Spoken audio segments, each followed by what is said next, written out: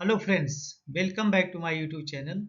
आज हम बात करेंगे crane operating capacity depends on which thing, यानी कि क्रेन की कैपेसिटी किन किन चीज़ों पे डिपेंड्स करती है। तो आज उसके बारे में बात करेंगे। तो सबसे पहला वो चीज़ है लोड रेडियस। क्रेन का लोड रेडियस क्या है, ये बहुत ही इम्पोर्टेंट रोल प्ले करता है यहाँ पे। तो लोड रेडियस होता क्या है? The horizontal distance between the centre of the crane rotation point two the centre of load. तो क्रेन रोटेशन पॉइंट यहाँ पे है और सेंटर ऑफ लोड यहाँ पे है, तो इसके बीच और इसके बीच का जो डिस्टेंस होता है, तो इसी को हम लोग क्या कहते हैं? Load radius. तो लोड रेडियस एक बहुत ही इम्पोर्टेंट रोल प्ले करता है। जितना बूम को हम डाउन करेंगे उतना हमारा लोड रेडियस बढ़ते जाएगा, और जितना हम अप लेंगे उतना लोड रेडियस उसका घटते जाएगा। लेकिन अप लेने की भी एक कैपेसिटी, एक सीमा है, उस लिमिट से ज़्यादा नहीं लेना है, नहीं तो वहाँ पे फिर क्रेन बूम है जो उल्टे डायरेक्शन में टपल होने का डर रहता है। चलिए, दूसरा जो पॉइंट है वो है बूम लेंथ। अब बूम लेंथ का मतलब ये है, जो ये पूरा बूम है, इसकी बूम लेंथ कितनी है उस पर भी डिपेंड करता है। बूम जितना लंबा रहेगा उसकी कैपेसिटी उतनी कम होती जाएगी जी। बूम जितना छोटा रहेगा क्रेन की कैपेसिटी ज़्यादा रहेगी।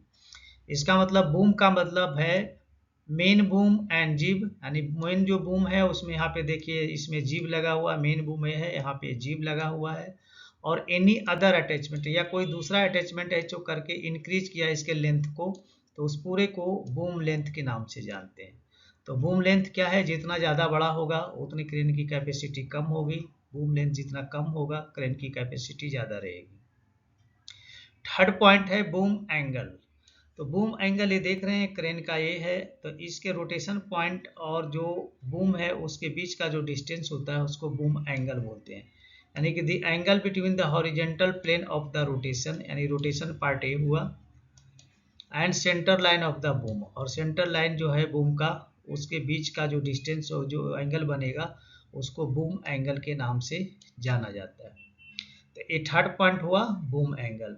फोर्थ जो पॉइंट होता है वो होता है टोटल वेट। अब टोटल वेट किसको बोलेंगे? टोटल वेट का मतलब हुआ वेट ऑफ एनी अटैचमेंट, यानी बूम के अंदर जो भी अटैचमेंट लगा हुआ है वो वेट में आएगा। जिब लगा हुआ है वो भी उसके क्रेन के वेट में आएगा। लैटिस वो भी उसमें आएगा। Extension line, axillary boom point, तो ये सारे जो है वो टोटल वेट के अंदर काउंट होगा। और उसके बाद फिफ्थ नंबर है वेट ऑफ हैंडलिंग डिवाइस।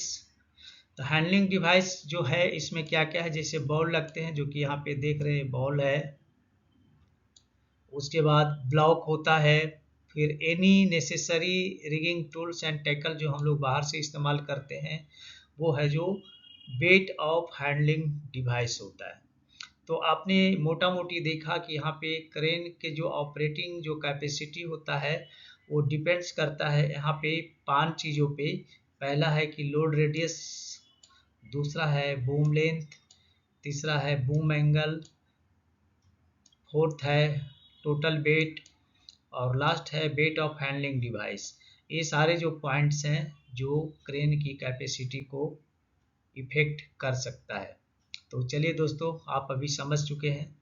तो यहाँ पे मैं आपसे रिक्वेस्ट करूँगा, अगर आप हमारे चैनल पे नए हैं तो प्लीज़ चैनल को सब्सक्राइब करें, दोस्तों में ज़रूर शेयर करें, और बेल आइकन को ऑल पे सेट कर लें ताकि हमारे जितने भी वीडियो रिलीज होते हैं उसका नोटिफिकेशन आपको मिल जाए। तो चलिए, मिलते हैं आपसे नेक्स्ट वीडियो में। तब तक के लिए जय हिंद, वंदे मातरम।